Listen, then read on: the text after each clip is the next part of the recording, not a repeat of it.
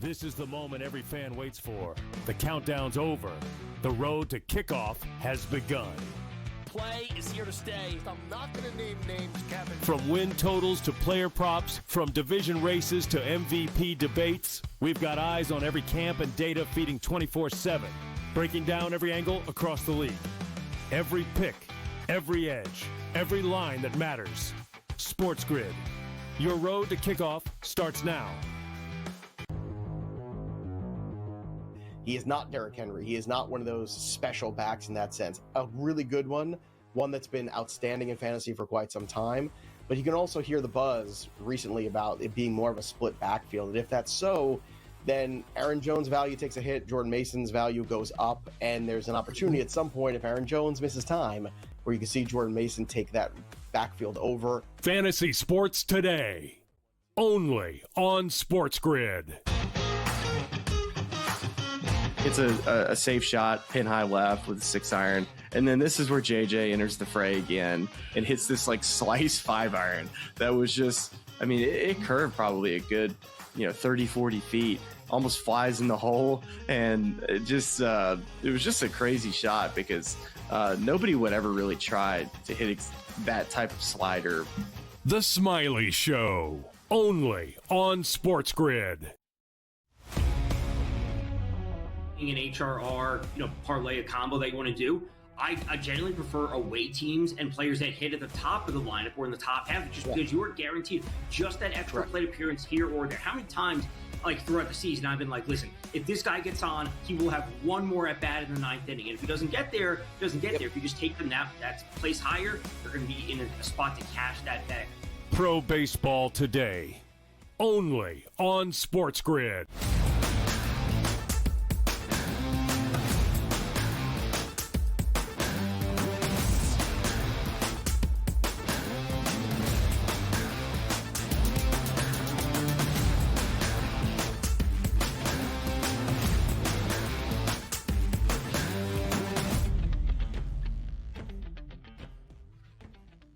The vibes stay high on the early line. It's a Monday morning. You don't need coffee. You don't need caffeine. You just need Donnie Rightside and Joe Ranieri, because we bring that energy you need for your SportsGrid day and also your SportsGrid week, which includes week 0 in college football. Can you say it enough? There is a game in Dublin. Look, I host, Joe, a college football show that starts on Saturday.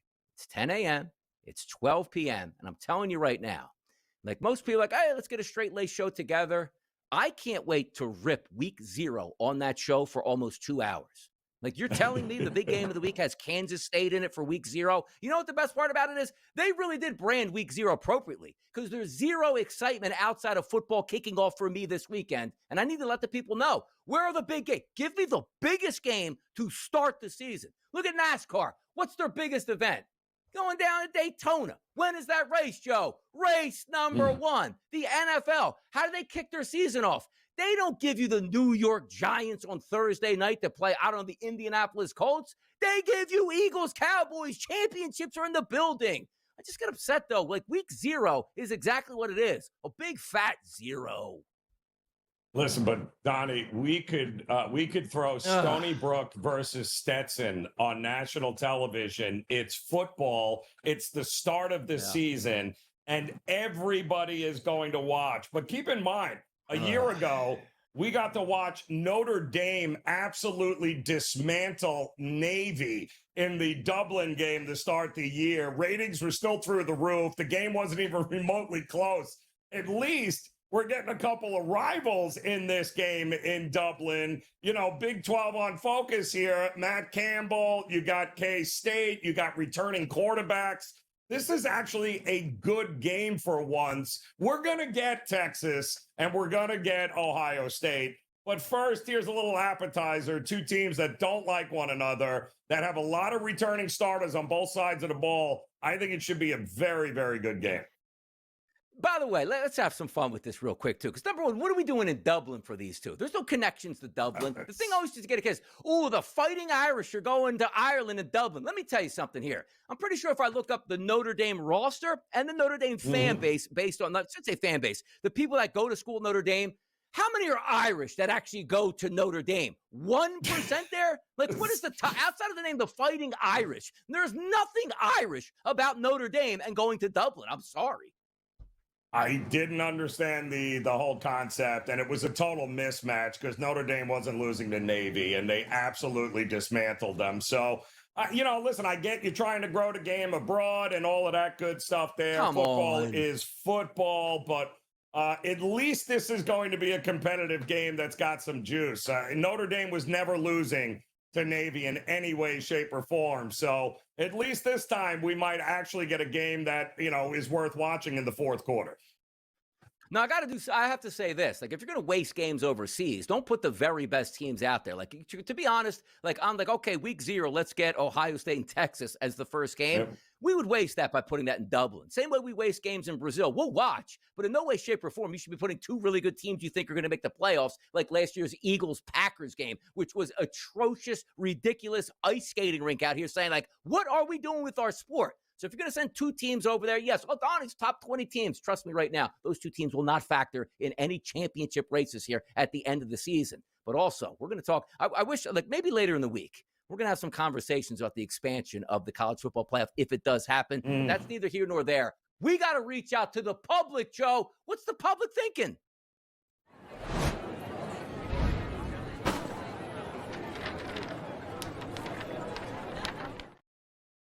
Don't you love going off on rants and tangents and having fun? And it's the preseason in the NFL. We're getting ready for week 0 in college football, which essentially, with the 5 games they give us, are preseason football. But let's understand this. We asked a question at SportsGrid on our X account. How frequently have you been betting NFL preseason games? I'm telling you right now, there are some minor edges that you can have. But when you are a handicapper, the one thing that you like, and things don't always work out because if they always did, Joe, there'd be no places to bet because the public would win every single game. Oh, just stick to the numbers. Yeah, the numbers don't always work out, and we understand that. But there's nothing worse than saying, I'm going to bet, and we'll talk about the game in just a few moments, the Cincinnati Bengals because of Joe Burrow tonight. I think he's going to play a lot. He gets 1 series.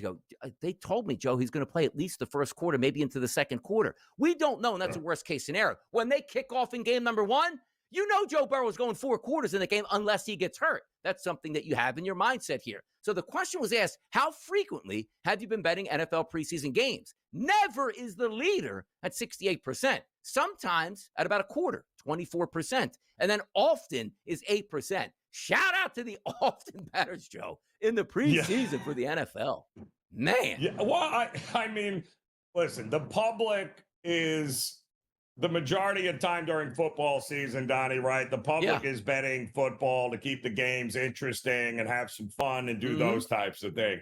They are not interested in preseason football. They're not going to watch it to the end. They could care less. So it doesn't shock me that 66% said, I am never betting preseason football, mostly because they're never watching it. But the reality is, from a betting perspective, if somebody's handing you free money, which is what overs have been so far, if you were just betting overs in every game over the first 2 preseason games, your bankroll is ready to go here, is it not, Donnie, for the regular season? So I get the public is not interested in the nuanced aspect of understanding who the backups are. But the reality is you don't even have to watch the games to follow a trend like that and make money in the preseason. No, at least we are getting some offenses in most spots here, which is fun because I'm telling you, the days of let's run the football up the middle 67 times and just get out of here in a 9-6 victory, at least we're seeing some action. But also understand this.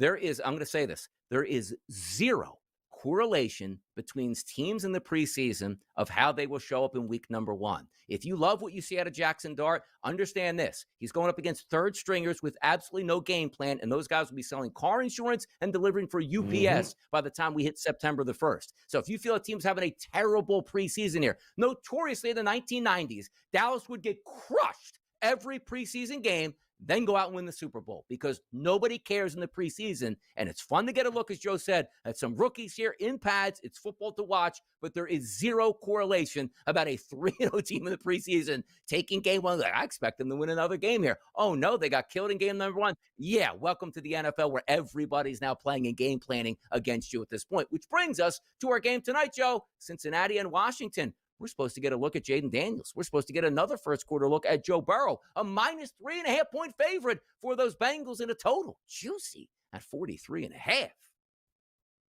Looks nice. That's a big number, 43.5, which tells me we're going to be getting some, we're going to get a look at some starters here. And listen, we talked about it last week with Cincinnati. It was quite clear that Cincinnati was going to try and mix things up in the preseason because every year they would play nobody. And then they would start 1-3, 0-4, and couldn't figure out what was going on. So there was a serious effort being made this year to make sure that no matter what, even for a couple of series, that we are going to get the starters. We're going to get into a rhythm. We are going to do what we need to do in order not to start 1-3 and 0-4. So that total tells you everything you need to know about what we're probably expecting here tonight. 43.5 is a monster number from two teams that will likely play little defense, and offenses will have a field day. It's over for me. By the way, I still look at when they put the logos up. Like the Bengals just have a notoriously nice logo with the B. You know, it's dressed up as if it's like a panther or whatever, you know, or a Bengal, you should say. The Washington Commanders one, that is atrocious. That is atrocious. Like, we don't have to go back and put, you know, the old logos on the helmet that we had before, but the W is ridiculous and needs to be banished from existence at this point. Now, as we talk about banished from existence, yes, week 0 is coming up. I need Joe Ranieri too, as we used to say, tell me why, with the Backstreet Boys, I should be caring about week 0. He's going to tell me why next.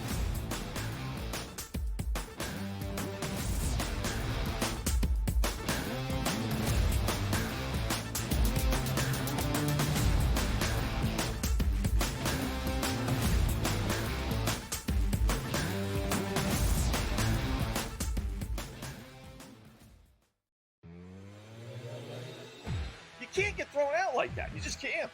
It's the only thing he's good at is yelling at umpires. Yeah. Other than that, he has no feel for the game, no grasp for the game, no idea how to manage a bullpen, no idea how to write up a lineup card. He certainly has no feel for high leverage spots and who to bring in. Devin Williams. You know, there's nothing he does well other than scream and yell at the umpires. In-game live only on SportsGrid. Tigers aren't out of first place. They're still in first place, Tom, by 5 games over the Cleveland Guardians. But you see, like, last 10 games, Detroit Tigers 5-5. Last 10 games, Guardians. Winners of 9 of 11 games, winners of 5 straight games. They're only 5 back now than the Kansas City Royals, sitting at 8.5 back. The Detroit Tigers, so much fun this year, but now facing adversity with a month and a half left in the season. Pro Baseball Today, only on SportsGrid. He is not Derrick Henry. He is not one of those special backs in that sense. A really good one that's been outstanding in fantasy for quite some time. But you can also hear the buzz recently about it being more of a split backfield. And if that's so, then Aaron Jones' value takes a hit, Jordan Mason's value goes up, and there's an opportunity at some point, if Aaron Jones misses time, where you can see Jordan Mason take that backfield over. Fantasy Sports Today, only on SportsGrid.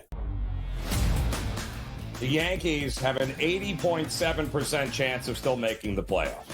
That just tells you that parity is alive and well in Major League Baseball, where mediocre teams can still make the playoffs, and the Yankees are mediocre but have above mediocre talent. So if they can put it together, you still got an 80% chance of playing postseason baseball.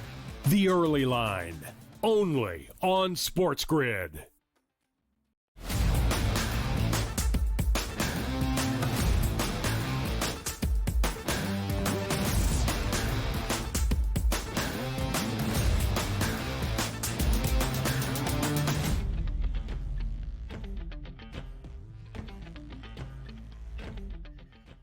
Appetizers are on deck, people. It's Donnie right side. It's Joe Ranieri, and it's college football. Week 0 is your appetizer week before we really get flowing into the big games and the big conferences, and away we go. So excitement for the level of just watching football on your TV, it is nice. And you don't have to wait around long. Like Iowa State and Kansas State is a top 25 battle between number 22 Iowa State and number 17 Kansas State. It is overseas, but it does start at noon, which is something to that I like, Joe. They don't just give you like Give me a random game. Like, they are starting off with at least something you can put on your TV and sink your teeth into. So there's that. And the same way with like Fox, the big game of Fox's big 12 o'clock game, whatever they call it these days. I do like that. I don't like waiting around for big things to happen. I like them right off the bat. And at least the best game of week 0 is going to be game number 1, I can get down with that. Yeah, and listen, I love it. Big 12 on center stage in Dublin with, 2 well-known coaches. And the reason I like it, Donnie, is we have 2 teams with returning quarterbacks under center. Yes, these aren't unknown commodities. We've got teams offensively that are ready to go here and really take the next step there. Beckett with Iowa State. Guys are expecting big things from him this year. You've got now the quarterback at Kansas State who opened up a ton of eyeballs last year. This is going to be a legit game that isn't at a conference either. This is a conference game, and it's just one of a handful that we're going to get here on this week 0 slate across the board.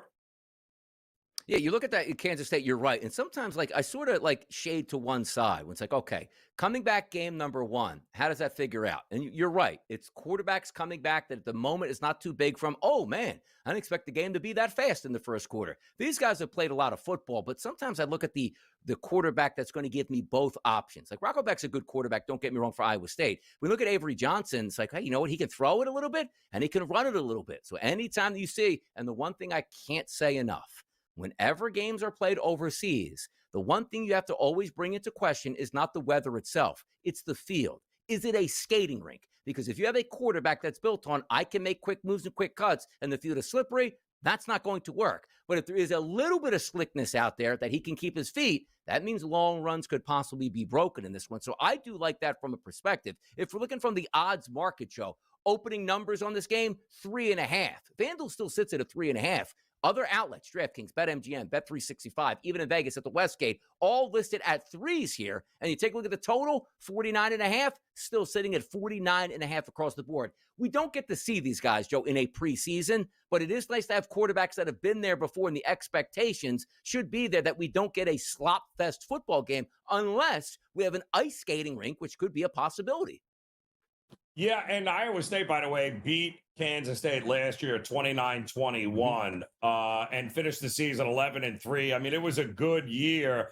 And you mentioned not only Rocco Beck coming back, but 4 of the 5 starting offensive linemen from a year ago are returning for Iowa State, which in this day and age of transfer portal, NIL, to you to keep the 4 out of 5 of your offensive linemen to return is kind of crazy when you think about it here. But you mentioned it. Avery Johnson is all about the dual threat here. And if the field and the conditions call for it, then this is a guy that can beat you with his legs. No problem at all. Biggest question mark for Iowa State is going to be the defensive side. The biggest question mark for Kansas State is, all right, Avery Johnson, but what else you got? Jaden Higgins, Jalen Noel from a year ago. They're now on the Houston Texans, so that's an entirely new wide receiving crew for Kansas State. I think that is going to be an interesting look here to see exactly how many points are we getting in this game.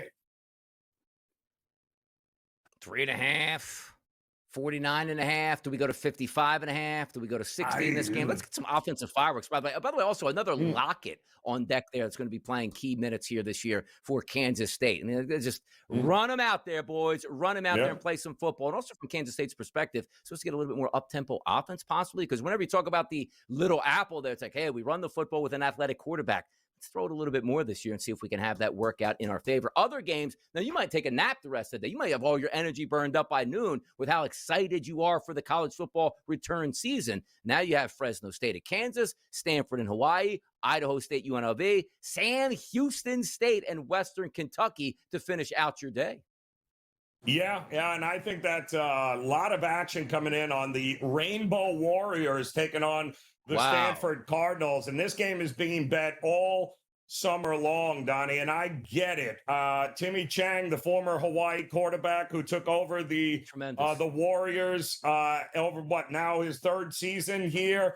He's got a lot of returning guys. He's got a lot of athletes here, and Stanford is a hot mess. I mean, Frank Wright had to come in, and Andrew Luck had to come in to save this Stanford football, we're talking about controversy and drama. Not something you would expect, but in Hawaii, a lot of people betting Hawaii to open up the year with a win. By the way, Hawaii always used to get a kick out of because, like, growing up in high school, Hawaii was a pretty decent deal. And also throughout, I would say, like the early 2000s, the Timmy Chang years and such, they've always had Colt Brennan, I think it was, always had really good quarterbacks where they would be that game at 10:30 to watch at night. And teams like, you know what? That's a fun system to play in the June Jones, like air raid offense. But in order to go to Hawaii on a recruiting trip, you have to commit to the university as you're going there. Otherwise, kids are like, hey, my 5th trip's going to be out to Hawaii. I'll spend the weekend out there, just get shown the campus, and I'll get to see Hawaii and come home. Yeah, they were on to that game. They said, no, you're not coming out here unless you're like signed on the dotted line. So you better like what we actually provide here today for this. Iowa State again, UNLV. Dan Mullen, 25.5-point favorite. How about that? Big Dan's back in town. Yeah, he is. And I got to tell you, the Kansas, too. I think remember how Kansas has been over the last couple of seasons? Everyone all excited about Kansas football. Don't know. They lost a lot. They could be back to, Kansas football. Do they play football? I thought it was a basketball school. By the way, who was the big coach? Was it Mangio was the name? Who was the guy that had a little success with them back there, the big boy on the sidelines? I think it was Mangio back in the day. I could be saying his name wrong, but that's what I remember. Kansas, they were in the Orange Bowl at one point, man. Woo, look at that football school rolling away. Who says you have to go play in the fog, man? Get on that football field and have some fun. We're going to talk Major League Baseball doubleheader coming up today from Windy City.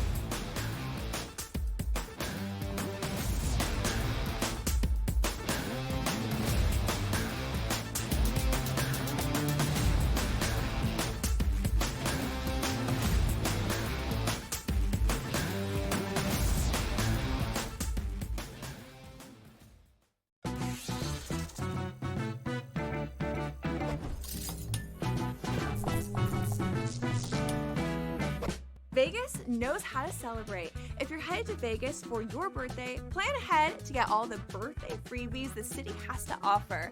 Just by showing your ID, you could get free cash play, scratch cards, drinks, and food at various venues on the Strip. Now, go get lucky.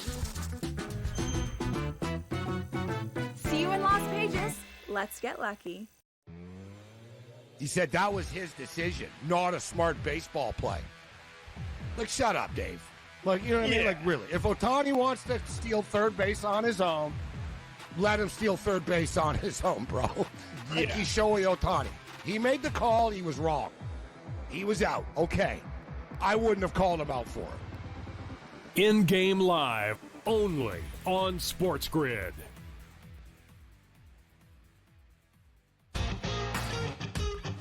Multiple times on 18 today. It was just so wild. I mean, the distances, JJ hit it to the exact same spot. He had 30 feet, 36 feet, and 30 feet, and made the second playoff hole, the 30-footer there. And then they go to recut the hole, which I like. I like that, by the way. Oh, I thought it was great, but I'm like, dude, he might hole out from the fairway. Like, they cut the hole where he's hit every single approach shot. The Smiley Show, only on SportsGrid. What would you tell the people right now, though? Like, okay, I like the Rams heading into the season, but I'm not sure about Matthew Stafford because people want to get their bets in. People want their team totals. People want to bet week number 1 here. So what's your prognosis on the Rams? We'll talk long-term in a second. Week number 1. Are we just going to say, like, yeah, he's ready. Bullets are flying. He looks great out there because he's a tough dude. But again, a back injury for a quarterback trying to get all that torque on passes, usually not good. The Early Line, only on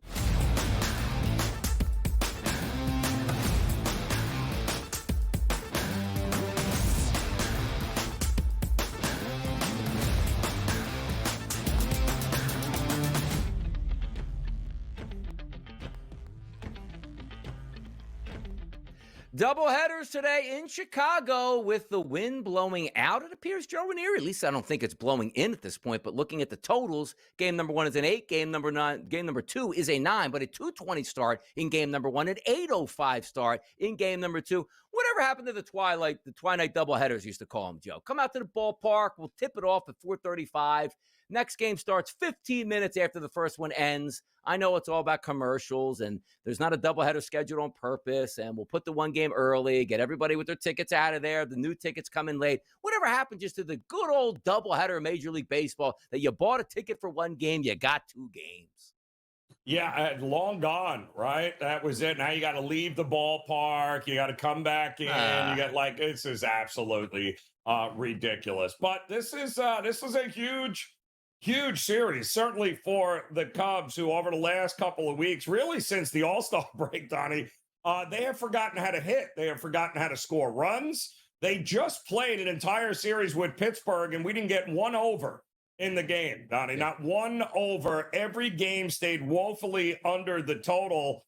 And that's just been what it has been for the Cubs. But in the meantime, you got Milwaukee rattling off 14 straight wins. And guess what? They're running away with the division here. The Cubs cannot lose this series, and they need to start it off on the right foot. The problem is, I don't know that that's going to happen with Freddie Peralta. The bullpen of the Brewers has been worked here over the last week. They didn't have to work him yesterday. They just refused to do it. But Freddie Peralta might have to get a few innings out of him in order to be able to save that bullpen. I still like Milwaukee. If it ain't broke, don't fix it. I don't trust the Cubs offense. I'd say it's like Once Upon a Time in Hollywood, that meme that floats around with Leonardo DiCaprio, like pointing at the TV screen, like, ooh, ooh, ooh, ooh. Like, that's like the Chicago Cubs point, like, hey, we got 2 games in a row. They actually lost one. We got a game in the standings. That's something you haven't seen over the past 2 weeks. Every single day, the Milwaukee Brewers were winning baseball games. But you are so right about this. Like, the evolution of a Major League Baseball season, we know, Joe, there's ebbs and flows all over the place. But the Chicago Cubs were a wrecking machine on offense for a good month and a half. Every day they showed up on my card. Like, I started and said, if I win an RBI prop, let me see who PCA is going up against today. Maybe a Michael Busch home run. Like, everybody in that lineup was crushing baseballs, and it was almost like the faucet turned off at once, where they went from everybody is gushing and hitting to nobody can do anything here. That's the crazy part about the Cubs season for me. It's tale of two halves, Donnie. It really has. And it's, we were so worried about. My problem with the Cubs always was I don't necessarily trust this pitching staff and this bullpen. They didn't make any big moves at the trade deadline, and yet, they just stopped hitting. Suzuki and Tucker, and these guys have been MIA, and it didn't get any better against Pittsburgh over the weekend. I'm not sure it's getting better against Peralta and company in this series against Milwaukee. Yeah, I actually wanted to see like that 15-game winning streak come to town in Chicago. Like, if there's any way they could play 5 games, Joe, and like 5 straight wins by the Brewers to make it 20 games in a row, that would have been absolutely phenomenal to watch it. But good things come to an end, and maybe they get another streak started this week. But that was finally something for the Cubs to say, man, they don't win every game, because then the pressure really ramps up. Like game 1, Peralta's on the mound. He beats Horton. Oh, no, that's 16 games in a row, and now you're 10 games back or whatever in the standings at this point. So maybe you can win this series, but come on, like even if you win it, 3-2 seems like that's a really good task. 4-1, 5-0 to make a dent. Can you imagine a 9-game like setback, 5 games in a row, and makes it like 4 games, or it goes in the opposite direction, Joe, of like 14, as the lead? That's crazy. Yep.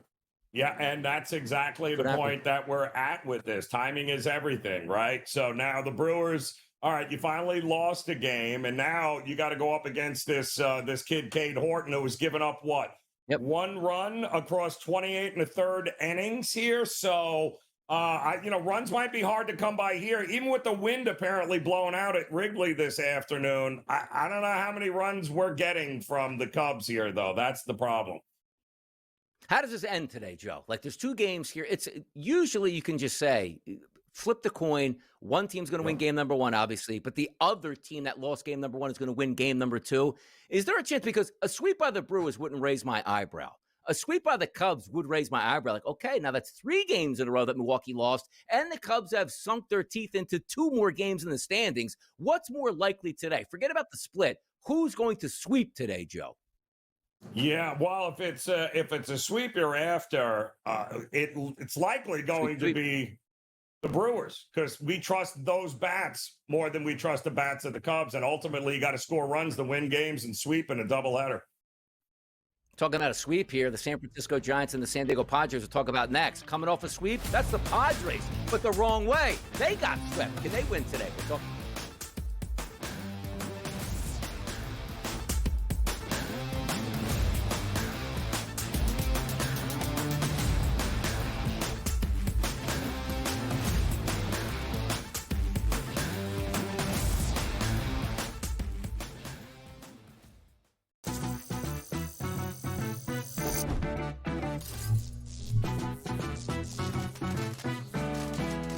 Want to play roulette? Here's a tip. European roulette has a lower house edge than American style. The lower the house edge, the better shot you have at winning. Most online casinos offer European roulette. So, if I were you, I'd get spinning. Now, go get lucky. See you in Las Vegas. Let's get lucky. This is the moment every fan waits for. The countdown's over. The road to kickoff has begun. Play is here to stay. I'm not going to name names, Kevin. From win totals to player props, from division races to MVP debates, we've got eyes on every camp and data feeding 24/7, breaking down every angle across the league. Every pick, every edge, every line that matters. SportsGrid. Your road to kickoff starts now. Justin Rose has done it so many times in his career. That's like he's so good at everything. There's nothing that he's bad at. You know, every part of his game is at close to a elite level when it's good. And so when he had it going on this week, he's not scared, dude. When he gets that look in his eye, watch out. The Smiley Show, only on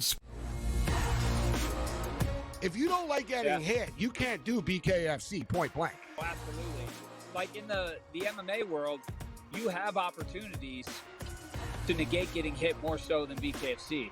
You can get a takedown, you can secure a dominant position where you're less likely to get hit, and even if you are getting hit, you're less damaging because of your position. Combat Sports Report, only on SportsGrid.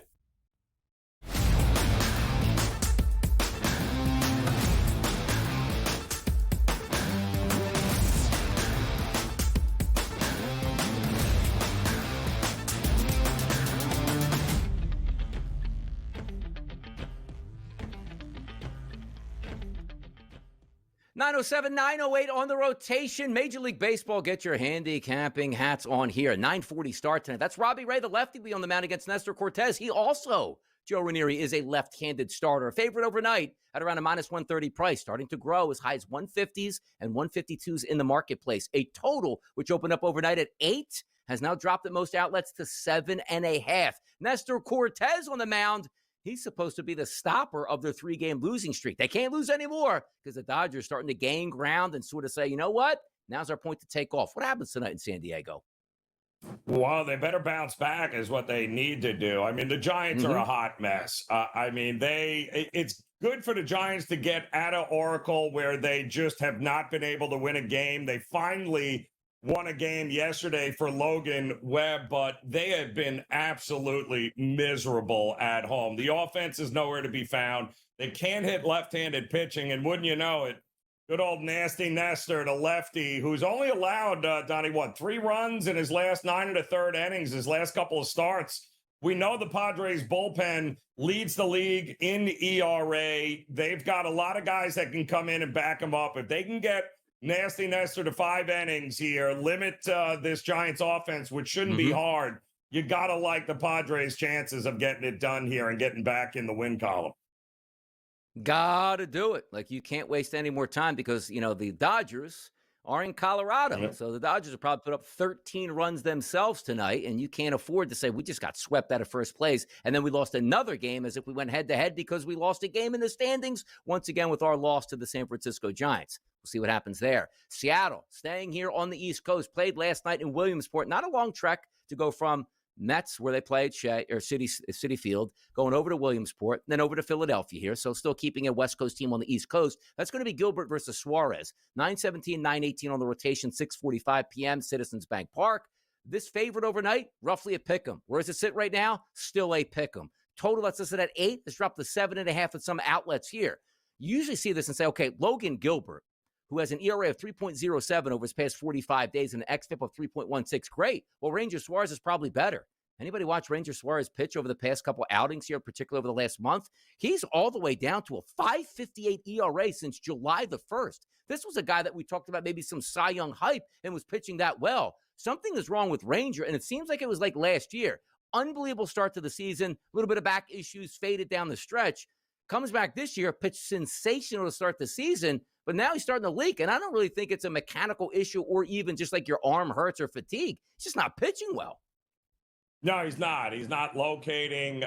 He's walking guys. He's giving up a lot of barrels, a lot of hard contact. So not great, but it is a pretty good spot for Philadelphia here. They had the early start yesterday, right? So that game was over. You have Seattle is on the midst of a long East Coast road trip here. Had to not only play at Citi Field, but had to hop into now they had to go to Williamsport last night to play Sunday night baseball. Mm-hmm.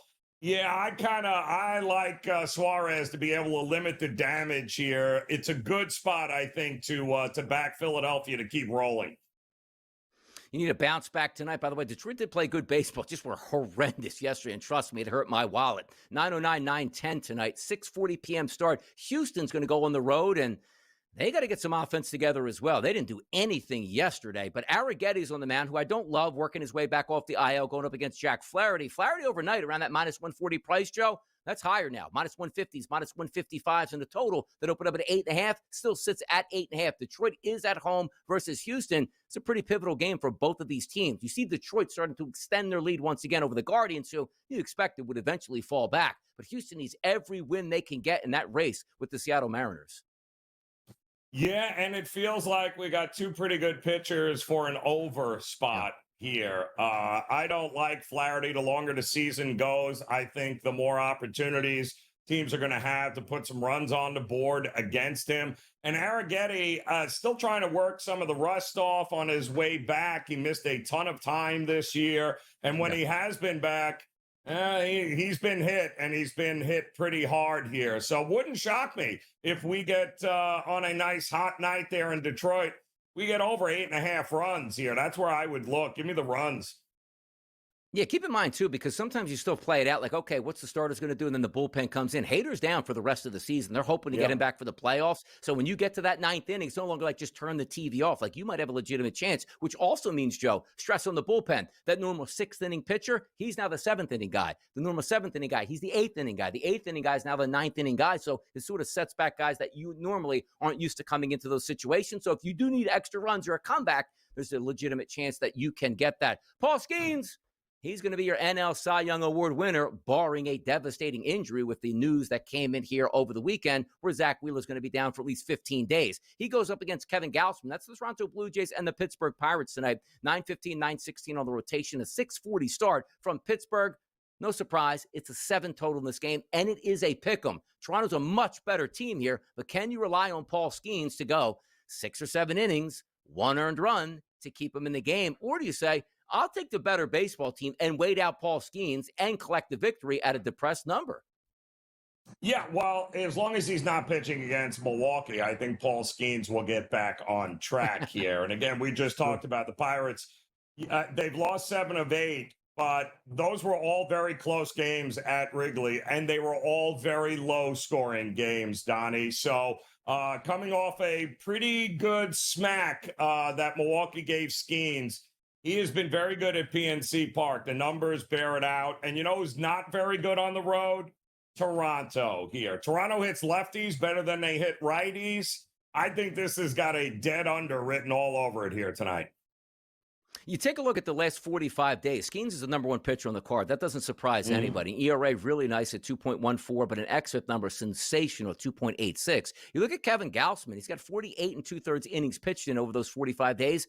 He still has a decent ERA at 2.96, but an xFIP number is a 4. So it is a pitching advantage here, as we know, for Pittsburgh. Like, can you imagine this game? Just switch lineups. Like, Skeens pitches for Toronto, and Toronto is at home. Are we looking at a minus 225 or higher? Even though we know Gausman's a decent pitcher, pitcher, but you get Skeens, a great pitcher with a bad lineup. You get Gausman, who's a quality pitcher with a quality lineup, and that's why you get these games just a little bit lower. So for me, if Pittsburgh isn't up at the end of the 5th inning, what are you doing with a Skeens start? Because Skeens probably isn't going all 9 innings, and you leave it up to that bullpen. The only way I could bet Skeens starts, Joe, to be honest, is betting them in the first 5 innings. Because if they do lose, they end up winning. It's that wasn't even my handicap. Nobody's saying I think Skeens gets beat up, but they win late in the game. Stop the madness. Yep. You think Skeens is absolutely filthy through 7 innings. I can only bet Pittsburgh first 5. And it's not a bad way to go either. I mean, I think runs either way are going to be hard to come by both Toronto and Pittsburgh. Is the game going to be decided in the latter half in the bullpens? Likely, but Gausman and Skeens are going to be tough to figure out for both these lineups here, I think. Exactly. Doubleheaders, we said, starts here at 2:20 p.m. Eastern between Milwaukee and Chicago. That win streak broke, and we'll see if they can climb up the leaderboard there with another win streak. But also understand this. The Cubs know this 5-game set, Joe, it is do or die. You either win this 4-1 or you kiss the season goodbye with a chance to win that division. You just start trying to hunt down a wild card race. But if they can win that series 4-1 or do some more damage there, that should be a lot of fun to watch it play out. But other games on the card tonight, as we talked about too, Joe, you look at that game in Colorado, 11. Yamamoto's a better pitcher, obviously, than Kyle Freeland. Is that a chance for that Dodgers bats to get really untracked? They performed very well in a pitching environment versus San Diego, but I'm really interested to see what we get out of the Dodgers because, as we know too, Joe, you just had a series where you get to decompress and swept the Padres, we're back in first place. But does that mean, okay, extra focus on Colorado? Or do you fall asleep in that thin air in a team that doesn't mean anything in the standings, right? Colorado has won 4 of their last 5 games, people. They are cruising. 3 in a row at home. I wouldn't be laying any sort of big number right now against Colorado. Watch out, Dodgers, watch out. Yeah. By the way, watch out for Chris Bryant. Where is that guy anyway? I mean, my goodness, Chris Bryant. Show up for the Rockies once in a while. Tom Vecchio joins us next.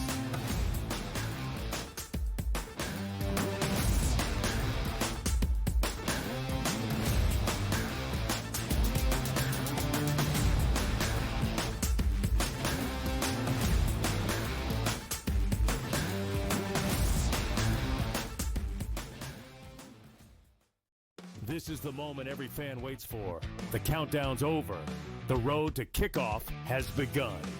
Play is here to stay. I'm not going to name names, Kevin. From win totals to player props, from division races to MVP debates, we've got eyes on every camp and data feeding 24/7, breaking down every angle across the league. Every pick, every edge, every line that matters. SportsGrid. Your road to kickoff starts now. He is not Derrick Henry. He is not one of those special backs in that sense. A really good one that's been outstanding in fantasy for quite some time. But you can also hear the buzz recently about it being more of a split backfield. And if that's so, then Aaron Jones' value takes a hit, Jordan Mason's value goes up, and there's an opportunity at some point if Aaron Jones misses time where you can see Jordan Mason take that backfield over. Fantasy Sports Today, only on SportsGrid. It's a safe shot, pin high left with a 6-iron. And then this is where JJ enters the fray again and hits this slice 5-iron. That was just, I mean, it curved probably a good, 30, 40 feet, almost flies in the hole. And it was just a crazy shot because nobody would ever really try to hit that type of slider. The Smiley Show, only on SportsGrid. An HRR, parlay, a combo that you want to do. I generally prefer away teams and players that hit at the top of the lineup or in the top half, just because you are guaranteed just that extra plate appearance here or there. How many times, throughout the season, I've been listen, if this guy gets on, he will have one more at bat in the 9th inning. And if he doesn't get there, he doesn't get there. If you just take them that place higher, they're going to be in a spot to cash that bag. Pro Baseball Today, only on SportsGrid.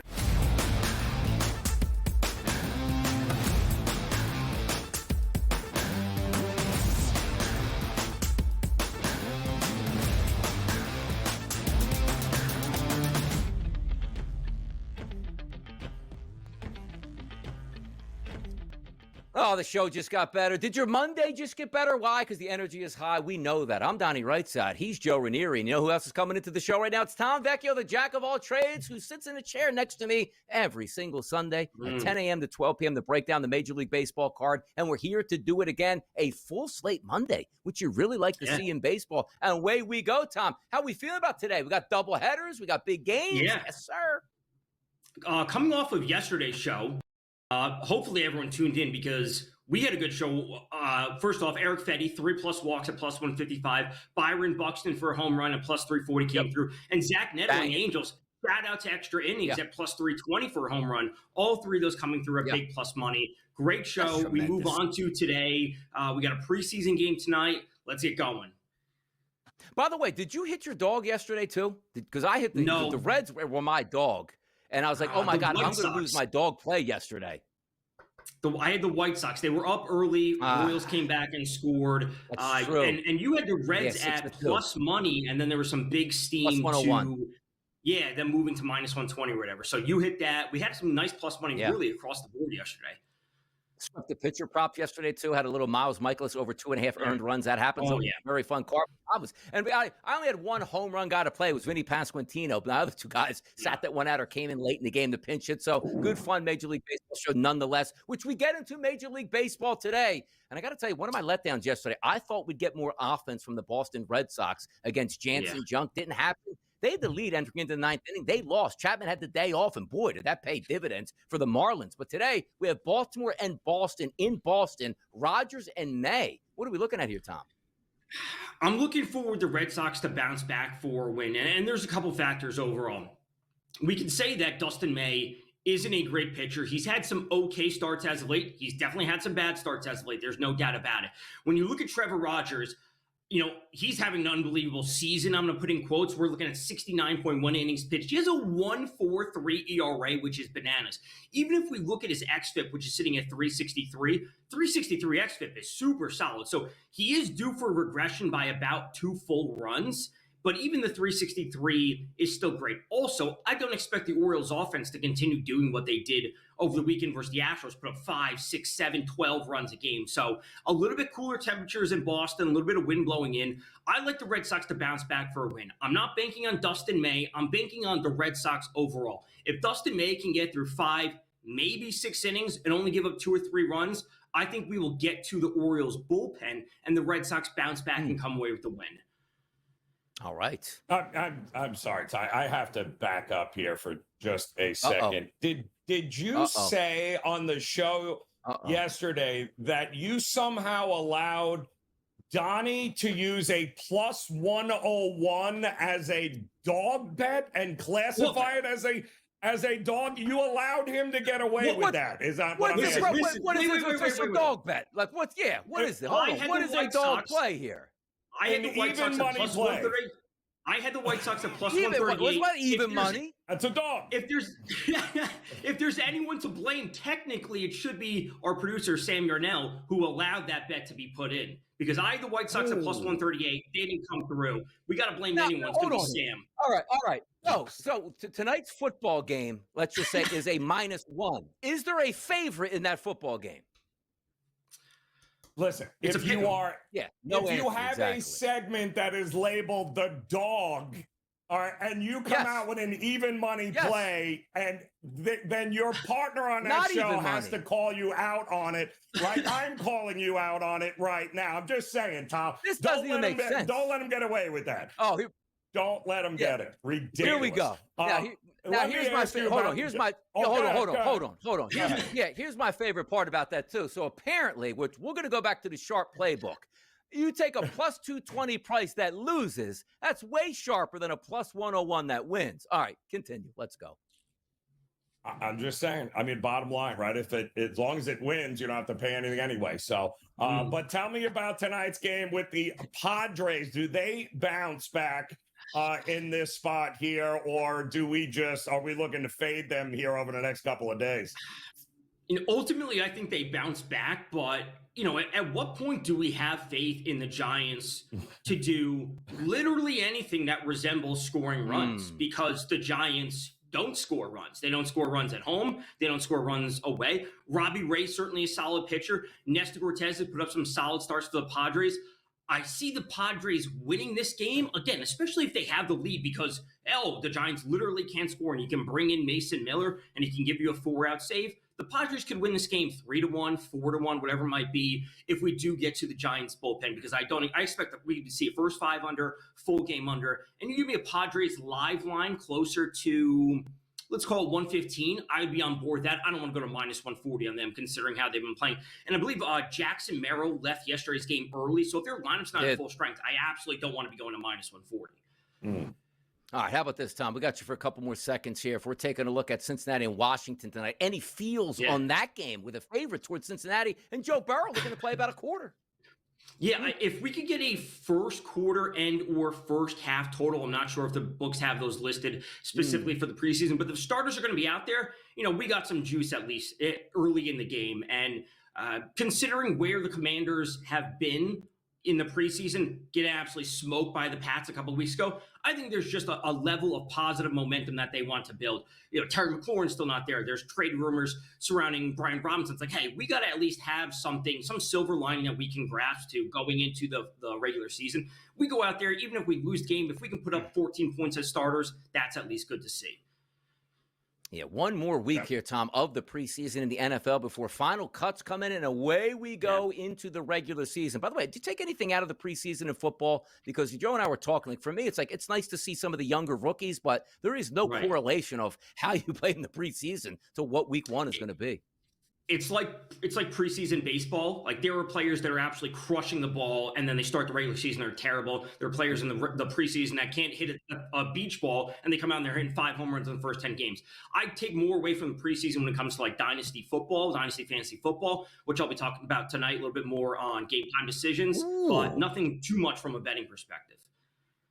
Tom Vecchio residency on Game Time Decisions continues. By the way, like Joe Ranieri's over here, he's hosted GTD. Tom Vecchio's hosted GTD. Your boy hasn't, because you know why?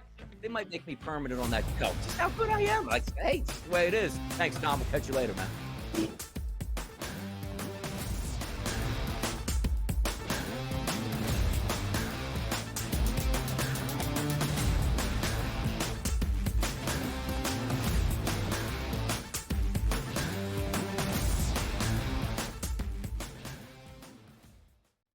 This is the moment every fan waits for. The countdown's over. The road to kickoff has begun.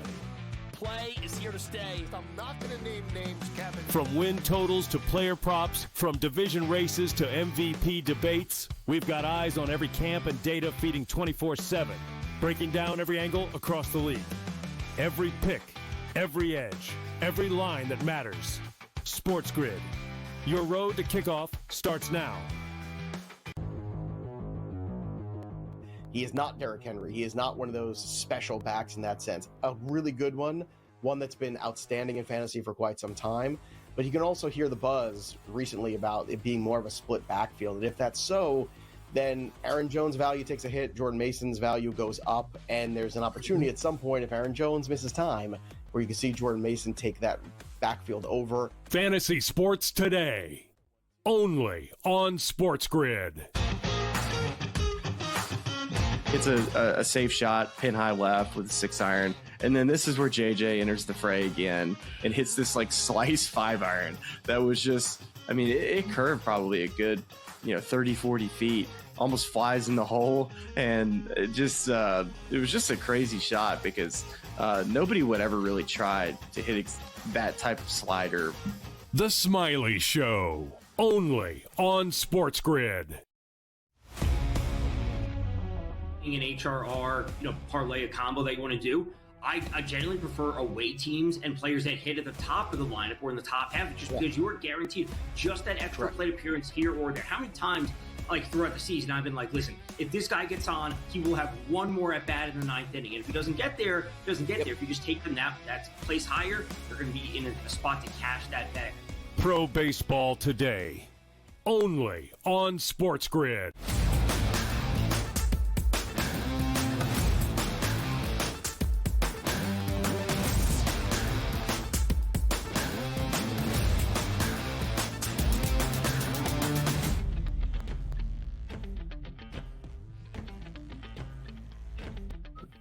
all the hot topics and the fun. Nobody needs coffee. You know what I mean? We don't need coffee on this show. We are the coffee. Donnie Rightside, Joe Ranieri. One final segment here. We'll get to some best bets in just a few moments. But, recapping the show. It's a big week, Joe. Week 0 of college football is here. The final week of preseason NFL football, it is here. Major League Baseball, full slates here. We are rounding the competition into order because in September, you'll know about Major League Baseball. They're going to get some teams throwing that white flag up like, man, is the season over yet? Other teams trying to press it down to make the playoffs or win their divisions. I'm excited for that, but also at the opportunity to watch football that actually matters with a scoreboard, and you get a record.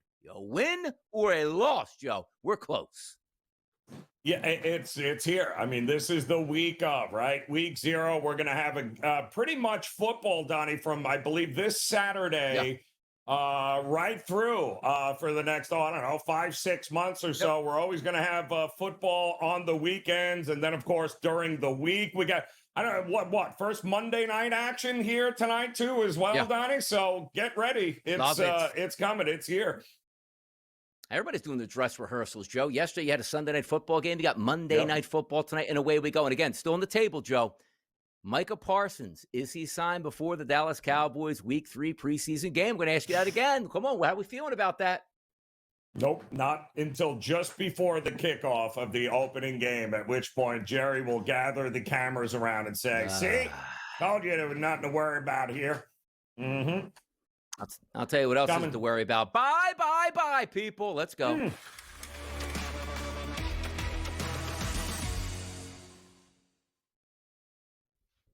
Joe Ranieri, where do we get paid today? Tell them.